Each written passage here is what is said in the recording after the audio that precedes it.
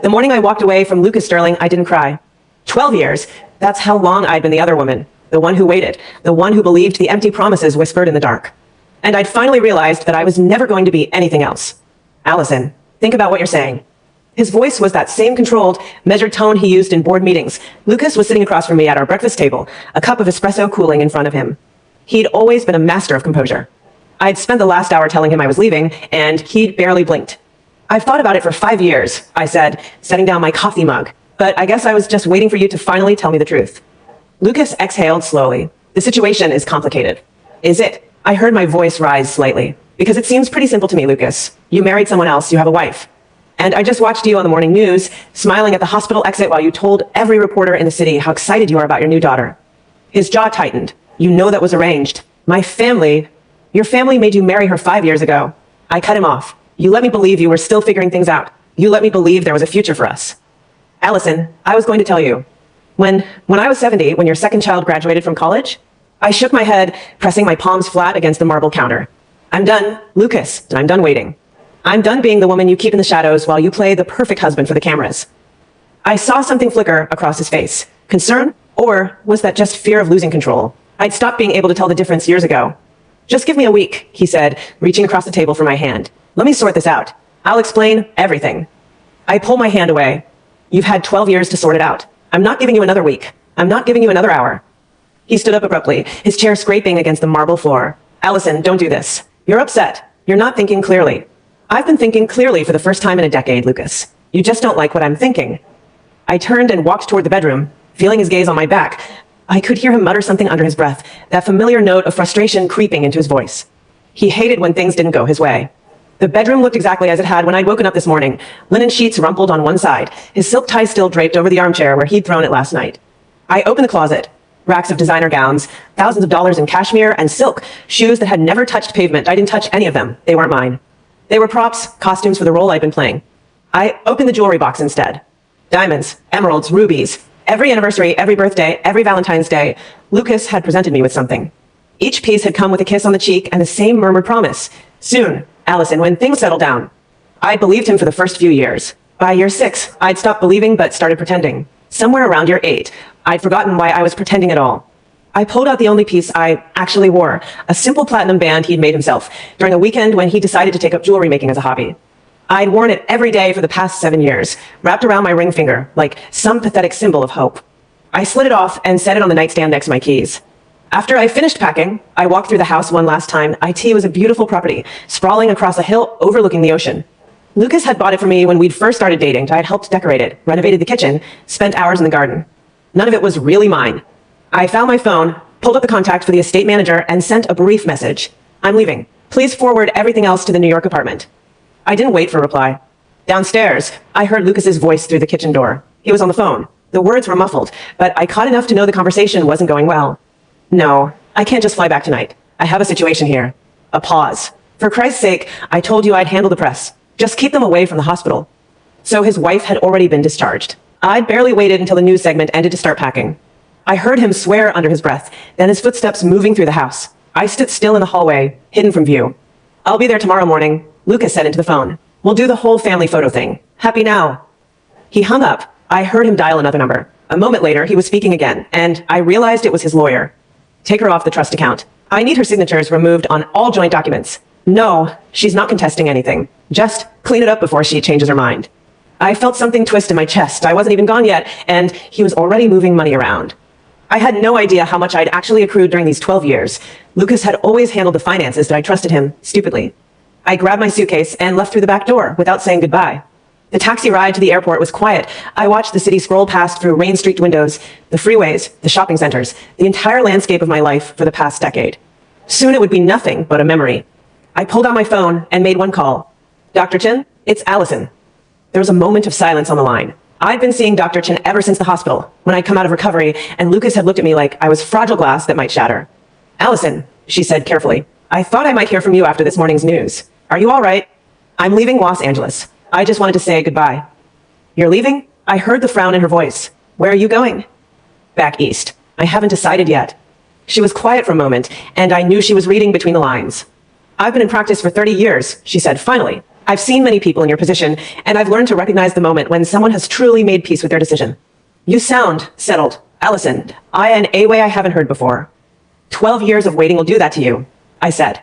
I'm not talking about giving up, she corrected gently. I'm talking about something else. Something bigger. There's a difference between being defeated and being done. I thought about that as I boarded the plane, and I didn't feel defeated. I felt emptied out, yes, but not crushed. Like I'd finally let go of something I'd been holding onto for so long that my hands had forgotten what it felt like to be empty. The seat next to me was empty. The woman across the aisle was trying to calm her fussy toddler. I watched her stroke the child's hair, murmuring reassurances, and something in my chest tightened. I pressed my head back against the seat and closed my eyes. The memories were still there. They would always be there. The hospital gown, the fluorescent lights, the way I'd called Lucas from the emergency room and he hadn't answered. How I told a nurse to just handle the arrangements, to do whatever was standard procedure. Standard procedure meant a sealed plastic bag and a sanitation truck. I couldn't even bring myself to ask where it ended up. Probably the county incinerator. Just another piece of medical waste. Lucas had arrived the next day, frantic, apologetic, promising to fix everything. But what was there to fix? The baby was gone. The marriage wasn't. Nothing had changed except that now I had fewer illusions about what I meant to him. He looked at me in that hospital bed with such pity, such carefully contained relief. You don't need to worry about any of this, he'd said. I'll make sure the press stays away. Just focus on getting better, Allison. I nodded, because what else could I do? I was 29 years old, financially dependent on a man who'd never put a ring on my finger, and I'd just lost a pregnancy that no one in his family would have acknowledged. Better to get the money and get out, I'd thought. At least that was practical. But sitting on that plane, with the California coast shrinking beneath the wing, I realized how much I'd given up 12 years. I let myself become the girlfriend who waited, the mistress who nodded, the woman who swallowed every insult and kept quiet because she loved someone who couldn't love her back, not in the way she needed. My phone buzzed with a text from an unknown number. Is this Allison Harper? I'm Vivian Sterling, Lucas's wife. We need to talk. I stared at the message for a long time. Then I put the phone in my bag and didn't respond. I didn't owe her an explanation. I didn't owe anyone an explanation. I was done being the person everyone could conveniently blame. The flight attendant appeared with the drink cart. I ordered a glass of wine, which I never did, and drank it while the sun set beyond the clouds. When the plane landed in New York, I felt lighter than I had in years. I found a hotel near the airport and booked a room for a week. No plans. No obligations. I opened my laptop and started composing an email to the trustees at the law firm I'd met years ago when Lucas set up my accounts. I typed, I would like to request a full accounting of all assets held under my name. It took me less than a minute to finish the email. 3 decades of education, law school, a master's in tax accounting, a fellowship in financial compliance, and I never once asked about my own money. I've been careful to hide my background, especially from Lucas. He'd wanted a girlfriend, not a competitor. So I never mentioned that I had a law degree, never let him see the spreadsheets I kept tracking his real estate portfolio, never breathed a word about the certifications I'd quietly maintained. I told myself it was peace of mind. Maybe a part of me was just waiting for the moment I'd need to walk away. The email sent, I poured myself another glass of wine and stared out the hotel window at the Manhattan skyline. Somewhere out there, the Sterlings were celebrating their new baby. Somewhere out there, Lucas was probably spinning some story about how I'd left voluntarily, how he'd done everything he could to keep me. I didn't care anymore. Tomorrow I'd find a new place to live. I'd start over. I'd rebuild myself from the pieces I'd left behind, and maybe, in 10 years, I'd barely remember the woman who'd waited so long for a man who was never going to choose her. But at 2 a.m., when my phone buzzed again, I couldn't stop myself from looking. It was an official-looking email from a law firm I didn't recognize. The subject line read, Notice of Trust Account Access Restriction. I opened it with a sense of dread I couldn't quite suppress. The message was brief. Lucas's legal team had frozen all of the accounts to which I had been granted access over the past 12 years. The funds were now under review pending formal clarification of relationship status. He had locked me out. I set the phone down and stared at the ceiling. He wasn't waiting. He wasn't calling. He wasn't going to beg me to come back. He had already written me off. The thought should have devastated me .it would have a year ago, maybe even 6 months ago. I'd spent so long defining myself through his approval, his attention, the crumbs of affection he offered between his obligations to his real family. But I looked at that email and felt nothing. Not anger, not sadness. Just a quiet, liberating absence of feeling. I reached into my bag and pulled out my old law school diploma, the one I'd never shown anyone. Then I opened the spreadsheet I'd been keeping secretly for the past 5 years, the one that tracked every single transaction Lucas had made using my accounts, the one that proved exactly how much money I'd earned and how much he'd stolen. He thought he was the only one watching. He was wrong. I dialed a new number. The law firm was in Manhattan, and I'd been paying them a retainer for 4 years without ever needing them. They were the best in the city. It's Allison Harper, I said. I need you to send a formal asset freeze notification to every single bank, holding company, and trust associated with Lucas Sterling. The grounds are financial fraud, misappropriation of funds, and breach of fiduciary duty. The attorney on the other end of the line paused. Are you certain about this? I've never been more certain about anything in my life. I hung up and stared out the window again. The city lights twinkled back at me, indifferent and infinite. The morning news was still covering the Sterling baby. I clicked the TV off and started making calls. The game wasn't over. It had just started. My attorney, Richard Hartley, called me at 7 a.m. the next morning. Allison, we've received a response from Sterling's legal team. His voice carried that careful neutrality I'd come to appreciate. Richard was a tall, gray-haired man in his 60s who'd built his reputation on taking cases other firms refused. They're contesting your access to any joint accounts, claiming you were never a signatory with independent authority. I have documentation, I said, sitting up in my hotel bed. Every single deposit into my personal account was initiated by Lucas's CFO. I have emails, bank transfers, recorded phone conversations where his staff confirmed the arrangement. Richard was quiet for a moment. I could hear papers shuffling on his end. The problem is, he said carefully, the accounts were established under a trust structure that lists you as a beneficiary, but not as a trustee. Legally, Sterling could argue that the funds were gifts, not earned income. Gifts can be revoked. I stared at the sunlight filtering through the hotel curtains. Richard, I need you to understand something that I kept records because I knew this day might come. I have 5 years worth of transaction histories, performance reports, and quarterly audits that I compiled myself. Lucas used my accounts as part of his broader investment strategy. He didn't just deposit money. He had me sign off on tax documents, transfer authorizations, and client agreements. Under California law, that makes me a participant, not a passive recipient. Another pause. You have a law degree. I have a law degree, I confirmed, and an MBA, and a CPA certification I've kept current. I heard him exhale slowly. Well, that changes things.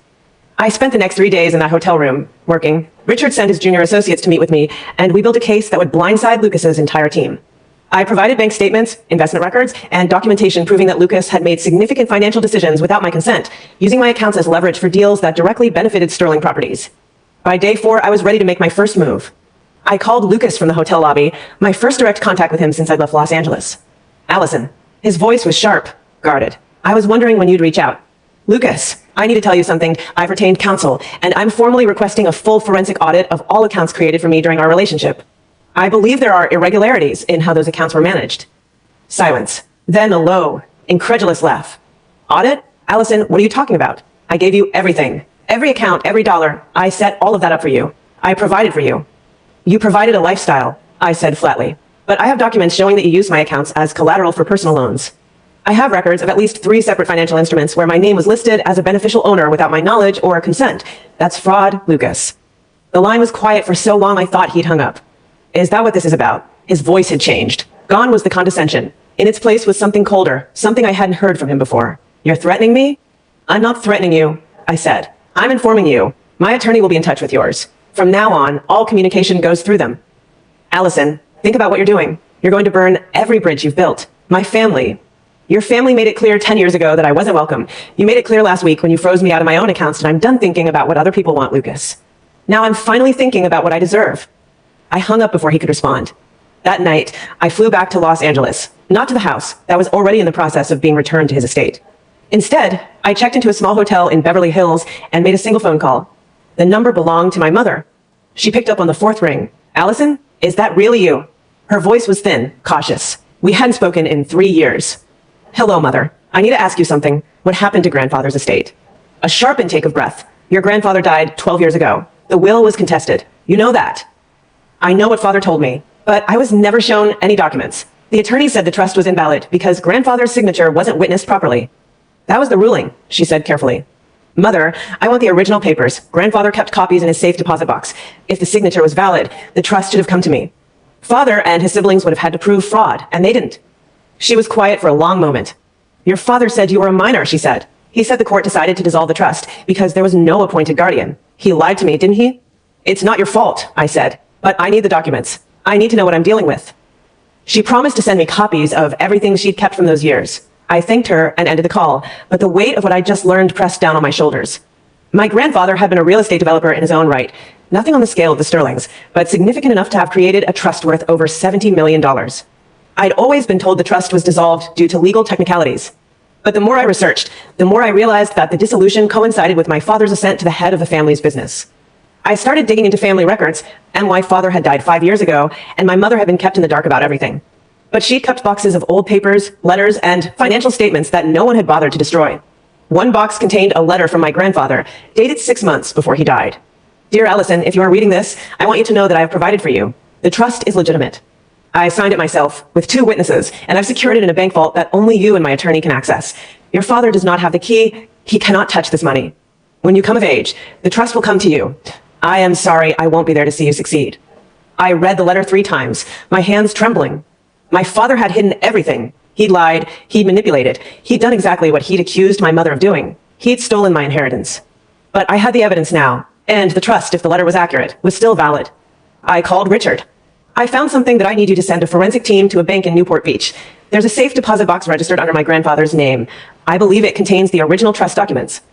Richard's voice was sharp with interest. Allison, if this turns out to be valid, we're talking about a separate legal claim. Your father's estate might be liable. Your siblings, too. My siblings, I repeated that I had 2 older brothers and a younger sister, Jason, Nathan, and Emily.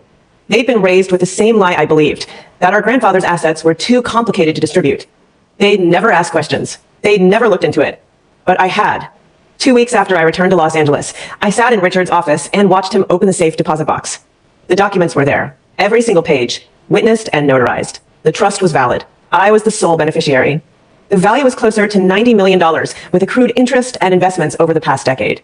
Allison, Richard said carefully, this changes everything. With this, you have leverage. You have real financial independence. I already had leverage, I said quietly. I just didn't know it. The timing couldn't have been better. Lucas's legal team had been stonewalling our requests for full disclosure. But with the trust documents in hand, I had a new card to play. The day before I was set to meet with Lucas's attorneys for formal negotiations, I received a call from my youngest brother, Nathan. Allison. His voice was strained. I need to talk to you. About what? About grandfather's trust. I found some papers in the basement. Mom's old files. There was a letter from grandfather to her, asking her to make sure you got the trust. She never told anyone. I felt a chill run down my spine. Mother didn't know the trust was valid. She believed what father told her. Father lied, Nathan said bluntly. He lied to everyone. Emily and Jason don't know about any of this, but I found the bank records. There was money moving out of grandfather's accounts after he died. Father was siphoning funds. He knew the trust was real, and he covered it up. Why are you telling me this? I asked. You were his favorite. You had everything. I'm telling you because I saw you on the news, he said quietly. The Sterling thing. I didn't know you were with him for that long, and I didn't know he was married. I hadn't spoken to Nathan in years. He'd been the golden child, the one who got the private school, the trust fund that never got contested, the clear path to success. I was the one who'd been sent to live with a family friend in California, the one who'd been told to make something of herself without expecting any help. I don't want anything from you, I said. I just wanted the truth. The truth is that grandfather loved you, Nathan said. He always said you were the one who would make something of yourself. He set up that trust because he knew father would try to take everything. He was right. I swallowed hard. Nathan, I need to know something. Did you know about the trust when you were growing up? No, I didn't find out until 2 weeks ago that I was going through mom's things after she passed, and I found the letter. She knew father had done something wrong, but she didn't have the strength to fight him. She's gone now, I said. We can't fix what happened to her, but we can fix the rest. I want to help, Nathan said. I can testify about the documents I found. I can confirm that father was hiding money, that he lied to everyone about the trust. I'll stand with you. I didn't trust him. I couldn't. He'd been a stranger for most of my adult life. But he was family. You're right, I said finally. We can't fix the past, but we can make sure the truth comes out. After I hung up with Nathan, I stared at the wall for a long time. The truth was a strange thing. It didn't change the past, but it could reshape the present entirely. The next morning, I walked into the conference room at Richard's firm with my head held high. Lucas's attorneys were there, along with 2 of his personal lawyers. Ms. Harper, his lead counsel, said stiffly, "We appreciate your willingness to negotiate. We're prepared to offer a settlement package that accounts for your contributions to Mr. Sterling's life over the past 12 years. The amount is substantial. Before you make any offer, I need to present something," I said, sliding a folder across the table. "This is documentation of a trust established by my grandfather worth approximately $90 million. The trust was fraudulently concealed by my father's estate, and I'm now the sole beneficiary. This means I have independent financial resources and no need for a settlement." Lucas's attorneys exchanged glances. "With all due respect, Ms. Harper, this doesn't change the legal standing of your relationship with Mr. Sterling." "It does, however, change the nature of this conversation," I said calmly. "I'm not here to ask for money. I'm here to ensure that the funds that belong to me are properly accounted for. And I'm here to make sure Lucas understands that I'm not someone to be trifled with." I pushed the folder further across the table. "I want a full accounting of every transaction that used my name or accounts, and I want an acknowledgement that I was never a passive recipient of funds. I was an active participant in his financial operations, and I deserve full disclosure of how my funds were managed." The room fell silent. One of Lucas's attorneys cleared his throat. "We'll need time to review this." "Take all the time you need," I said, standing up. "I'm not going anywhere." I walked out of that conference room with the weight of the past 12 years finally off my shoulders. I'd spent so long waiting for someone to make me whole. But the truth was, no one could give me back the years I'd lost. I could only build something new from what remained. That evening, I got a call from Richard. "Allison, we've received a response from Sterling's team. They're willing to settle. They're offering a significant amount, more than enough to cover the missing funds." "I want a full accounting," I said. "Not just the money. I want acknowledgement that the fraud occurred." "They're prepared to meet those conditions," Richard said carefully. "There's one more thing. Lucas called me directly. He's asking to speak with you." I considered it. I'd spent years trying to get his attention. Now he was calling me, and I felt nothing. Tell him I'll think about it. But I knew I wouldn't. There was nothing left to say. Lucas had made his choice, and I'd made mine. The next few weeks were a blur of legal filings, media interviews, and awkward conversations with family members who had suddenly rediscovered my existence. Jason and Emily, my other two siblings, reached out with cautious, questioning messages. Nathan remained a steadfast ally, providing documents and evidence that strengthened my case. And through it all, I kept my focus on the future. One night, sitting alone in my new apartment, I opened a folder marked Legacy. Inside was a document I'd been working on for years, a plan for a foundation that would provide scholarships and educational opportunities for women who'd been trapped in situations like mine. Young women who didn't have a trust fund to fall back on, who were just trying to find their way out. It wasn't revenge. It wasn't even anger. It was purpose. The phone buzzed. A message from a blocked number. "Allison, it's Lucas. I'm sorry for everything." I stared at the screen for a long moment. Then I deleted the message. Some apologies, I'd learned, were worth exactly what they cost to give. Nothing. I closed the folder and picked up my pen. I had a lot of work to do. 3 months after the settlement, I was standing in front of the boardroom at the New York Public Library, preparing to announce the launch of my foundation. The Harper Trust for Women's Advancement. It had taken weeks of planning, endless paperwork, and more legal reviews than I cared to count, but it was happening. The media was waiting in the main hall. Richard had already fielded calls from NPR, The Times, and a half dozen other outlets who wanted to interview me about my remarkable transformation. Transformation. I hated that word. It made it sound like I'd just decided to change, like the past 12 years were something I'd chosen. But I let them use it. The narrative mattered more than my pride. I was adjusting my jacket when the door opened and Nathan walked in. "You look nervous," he said. "I'm not nervous. I'm cautious." Same thing. He smiled, but I could see something behind it, a tightness around his eyes. "I need to tell you something before the press conference." "What is it?" He pulled out his phone and handed it to me. The screen showed an email, dated 2 weeks ago, from our sister Emily. "Nathan, whatever Allison's told you about Father is a lie. That trust was dissolved legally. She's fabricating the story to get attention. I've talked to Jason, and we both agree that we need to file a formal challenge to the trust's validity. I'm hiring a lawyer. You should think carefully about whose side you're on." I looked up at Nathan. "She's contesting the trust?" "Jason, too. They've hired the same firm that represented Father's estate. They're claiming the original trust documents are forgeries." I felt something cold settle in my chest. "They're lying." "I know," Nathan said, "but they're going to make it hard. They've already filed a motion to freeze the trust disbursement until the validity can be verified. They're saying grandfather wasn't competent when he signed the documents. Grandfather was mentally sharp until the day he died. I have medical records, witness statements. They're going to try to discredit them. Allison, Emily has been working behind the scenes for months. She's not doing this for herself. She's doing it because she's afraid you'll find out what she knew about Father's finances." I stared at him. "What do you mean?" Nathan hesitated. Then he handed me another email, this one older, dated 3 years ago. It was from Emily to our father's estate attorney. In it, she requested copies of all financial records related to the estate, including any documentation related to grandfather Harold's trust, if any exists. She'd known. Years ago, she'd asked the question. She'd been looking into it just like I had. But she'd never told anyone.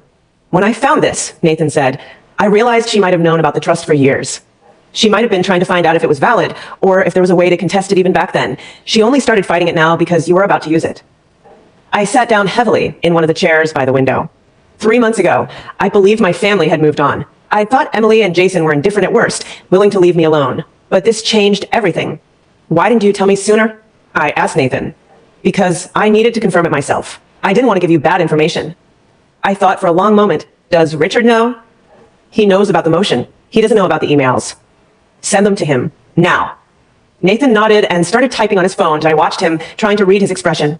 He'd shown up in my life just a few months ago, offering help, offering proof that my family wasn't entirely against me. But I still didn't fully trust him. "Why are you doing this?" I asked. "You could have stayed out of it. You could have let Emily and Jason handle it. Why stand with me?" Nathan looked up from his phone. "Because I watched Father destroy your life," he said quietly. "I was there and I saw him send you away when you were 21. He told you that grandfather's trust had failed, that you had nothing. But I found the documents years ago. Allison, I just didn't have the courage to tell you." Years ago. I felt the cold settle deeper. I was 24 and I went through Father's office after he died, looking for some papers for the estate. I found a file marked Harper Trust. It had everything, the original documents, the witness statements, the bank records. I knew it was real, but I was terrified to say anything. I thought Mother might be hurt. I thought you'd blame us. You let me believe I was alone. Nathan's face crumpled. I know. I'm sorry. I know that doesn't make it right, but I'm trying to make up for it now. I'm trying to be better. I sat back in my chair, processing everything. 3 months ago, I'd walked away from Lucas Sterling believing that the worst betrayal I'd face had already happened, but I hadn't even seen the half of IT, and my father had lied. My mother had been misled, and my sister had been planning to undermine me from the very moment I started fighting back. I need to call Richard, I said, and I need to make a statement. What about the press conference? Nathan asked. I'll give it, but I'm going to say something different than I planned. An hour later, I stood at the podium in the main hall, facing a room full of journalists. Behind me, a banner displayed the Harper Trust's name and logo. I'd prepared a speech about empowerment, education, and women's financial independence. It was polished and careful, but I set it aside and spoke from the gut. Let me tell you why I started this foundation. I began because I know something about being erased. I know what it's like to be told that you don't have a future, that your inheritance was a mistake, that your family has decided you're not worth fighting for. I looked out at the crowd. Some of them were smiling, still expecting the carefully rehearsed story. I spent 12 years of my life with a man who kept me a secret. He told me he loved me, but he never made me his priority. I accepted that because I'd already learned from my family that I didn't deserve to be anyone's priority. A low murmur spread through the room. Last year, I found out my grandfather established a trust for me before he died, and why father concealed IT, and why family let me believe I had nothing. And now my sister has filed a motion to challenge that trust, claiming it's invalid. She's doing it because she wants to keep the money that belongs to me. The silence in the room was absolute. But here's what I've learned in the past 3 months. I continued. The people who try to keep you small are usually the ones who are afraid of what you'll become. They're afraid that if you succeed, their own inadequacy will be exposed. I'm not going to stop. I'm not going to back down. And I'm not going to be silent about what happened. I paused, letting the weight of my words settle. The Harper Trust will provide scholarships and legal assistance to women who've been systematically deprived of their rights. I'm launching it today, and I'm challenging everyone in this room to help me make sure that no one else has to fight this battle alone. The press erupted with questions. I answered them calmly, steadily, never once breaking eye contact. After the conference, I met with Richard in a small back room. Emily's attorney filed the motion this morning, he said. They're claiming that the trust documents are fraudulent because your grandfather's signature was never properly notarized. We have the original paperwork from the bank vault, so that argument won't hold. But they're trying to delay. They want to stall you until the trust's value is tied up in litigation. How long can they drag this out? Months, possibly a year. They're counting on you running out of resources to fight. I clenched my jaw. They don't know about the settlement from Lucas. No, and I prefer to keep it that way. If Emily and Jason think you have limited funds, they'll be more likely to overplay their hand. I nodded slowly. Let them. I want to see exactly what they're willing to do to keep me from getting what's mine. Richard met my eyes. You understand that this could get ugly. If they're going to dig up everything, your relationship with Sterling will be used against you. They'll try to paint you as unstable, unreliable. They can try, I said, but I got more evidence than they can imagine. Over the next few weeks, I prepared for battle. Nathan provided me with bank records, emails, and phone logs that my sister had tried to erase. I hired a forensic accountant to trace every transaction my father had made in the years after grandfather died. I compiled witness statements from the bank employees who'd known my grandfather personally. And I waited. 2 weeks after the press conference, Emily called me. I let it ring 4 times before picking up. Allison. Emily, you're on speaker. Nathan is here too. I don't care who's there. Her voice was sharp, controlled. I'm calling to ask you to drop the trust claim. Not going to happen. The trust is invalid. You know it. We all know it. You're making a fool of yourself, and you're dragging the family name through the mud. Are you threatening me, Emily? I'm trying to save you. If you keep pushing this, you're going to lose everything. You've already lost grandfather's money once. Are you really willing to lose it again? I paused. There was something in her tone, not just anger, but desperation. Emily, I know you've been looking into the trust for years. I know you asked father's attorney about it. I know you've been trying to figure out if there was a way to claim it for yourself. Silence on the line. I'm not saying any of this to expose you. I continued. I'm saying it because I want you to understand that I know the truth. I know that you've known about grandfather's trust since before father died, and I know you kept quiet because you were hoping to get something out of it. And I know that you're fighting this now because you're scared of what I'll do when I finally prove that the trust is real. You don't know anything, Emily snapped. I know that grandfather loved me. I said quietly. I know he set up that trust because he saw something in me that he didn't see in anyone else. And I know that you and Jason have been trying to tear me down since we were kids. I'm done letting you. I ended the call and looked at Nathan. How did she get your number? He asked. I don't know, but it doesn't matter. She's scared. She knows I'm going to win. 2 days later, Richard called with news. Allison, Emily's attorney has filed for a summary judgment, claiming that the trust is invalid on its face, but I've just received a deposition from a former employee of your father's estate. She's willing to testify that your father instructed her to destroy records related to the trust. She's got copies of the original correspondence. How did you find her? I asked. Your brother gave me the name. She was your father's personal assistant for 15 years. She's been keeping the records in a safety deposit box for years, waiting for the right moment to come forward. I looked at Nathan across the table. His face was unreadable. How long have you known about her? I asked. 3 years, he said quietly. I found her when I was looking through father's things after he died. She told me she'd kept the records because she knew something was wrong. She said she'd testify if it ever came to this. You could have given me her name months ago. I wanted to make sure she was credible, Nathan said. I wanted to make sure she wasn't going to change her story. She's been burned before, Allison. She trusted father, and he lied to her. She needed to be sure she was doing the right thing. I studied his face. He looked earnest, tired, a little lost. I appreciate your caution, I said, but I can't keep wondering if you're going to spring something else on me. If you have more information, I need to know now. No more secrets. Nathan nodded slowly. I don't have any more secrets, but I can't promise that I'll always be able to find the right way to tell you. I'm still learning how to do this. I reached across the table and squeezed his hand. We're both learning. The deposition from the former assistant was devastating. She produced emails, handwritten notes, and a signed affidavit confirming that my father had ordered the destruction of documents related to the trust. She had kept copies of everything hidden in her attic for years. The truth was finally coming out. A week later, I received a letter from Emily's attorney withdrawing the summary judgment motion. The trust was mine. But that was just the beginning. The day the trust was finally released to me, I didn't celebrate. I sat in Richard's office, watching him sign the final documents, and felt nothing but a quiet, exhausted relief. $92 million plus interest and investment returns. It had taken nearly 5 months of legal battles, depositions, and Emily's increasingly desperate attempts to delay the inevitable. But it was done. Congratulations, Allison, Richard said, sliding the folder across his desk. Your grandfather would be proud. I looked at the signature line. My name, Allison Harper, in bold black ink. Thank you, Richard. I couldn't have done this without you. You did most of the work yourself. He smiled, something rare for him. I just helped you navigate the system. I left his office and walked out into the New York afternoon. The sun was warm, and the streets were crowded with people going about their ordinary lives. And no one knew what I'd just been through. No one cared, and that was exactly how I wanted it. Nathan was waiting for me at a small cafe nearby. He looked nervous, fidgeting with his coffee cup.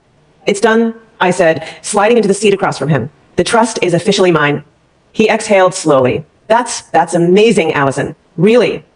Thank you for everything you did. I couldn't have done it without you. He looked down at his coffee. Emily called me this morning. She wants to meet. She and Jason both. They want to apologize. I felt a cold knot form in my stomach. Apologize. They're scared of what you'll do now. You've got money, you've got power, and you've got evidence that they tried to block the trust. They're worried you'll sue them. I'm not going to sue them. Really? Nathan looked surprised. After everything they did?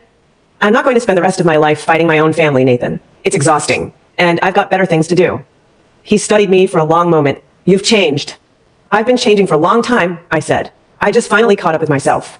That night, I agreed to meet Emily and Jason at a private restaurant near my apartment. They arrived together, both of them looking uncomfortable in their expensive but restrained clothing. Allison, Emily began, her voice tight. We wanted to apologize. We were wrong. The trust was yours all along, and we shouldn't have challenged it. I didn't say anything. I just watched them.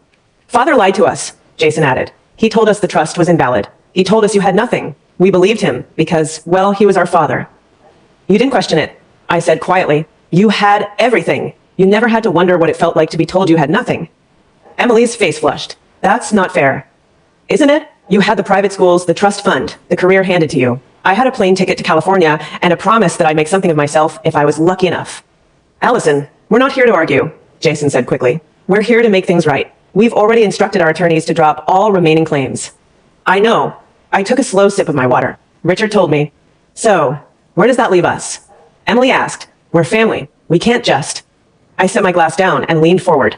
I'm not going to cut you off, I said. And I'm not going to sue you, but I need you to understand something. I've spent my entire adult life being told that I didn't matter, that I wasn't important, that my needs were secondary to everyone else's. I'm not going to live that way anymore. If you want to be part of my life, you need to accept that I'm not the person you used to push around. Emily's eyes flickered. We don't want to push you around.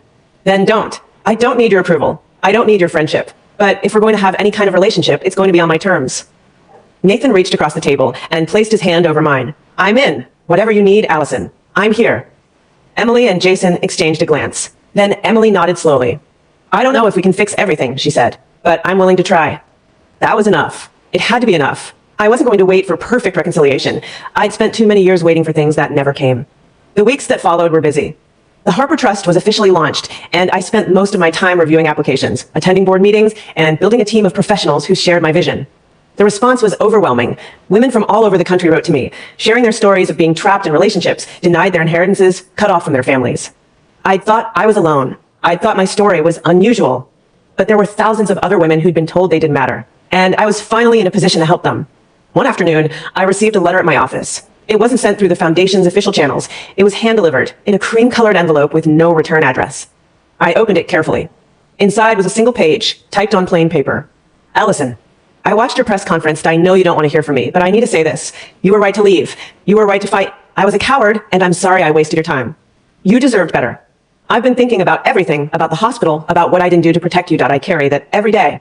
I don't expect forgiveness, but I hope you know that I've never stopped thinking about you. I hope you're happy. You deserve it. Lucas. I read the letter twice. Then I folded it carefully and placed it in my desk drawer. I wasn't angry anymore. I wasn't sad. I just felt a quiet, settled sense of closure. Lucas had been a chapter of my life. A long, painful, complicated chapter. But the book was still being written, and I was the one holding the pen. A few months later, I attended a gala hosted by the Foundation's largest donor. The ballroom was filled with wealthy donors, celebrities, and journalists who had written about my story. Everyone wanted to meet the woman who'd taken on her family and won. I hated events like this, but I learned that visibility was part of the work, so I put on my evening gown and smiled for the cameras. Near the end of the night, a woman approached me. She was older, perhaps in her late 50s, with silver-streaked hair and kind eyes. Ms. Harper, she said, extending her hand. My name is Catherine Morrison. I'm a professor of law at Columbia.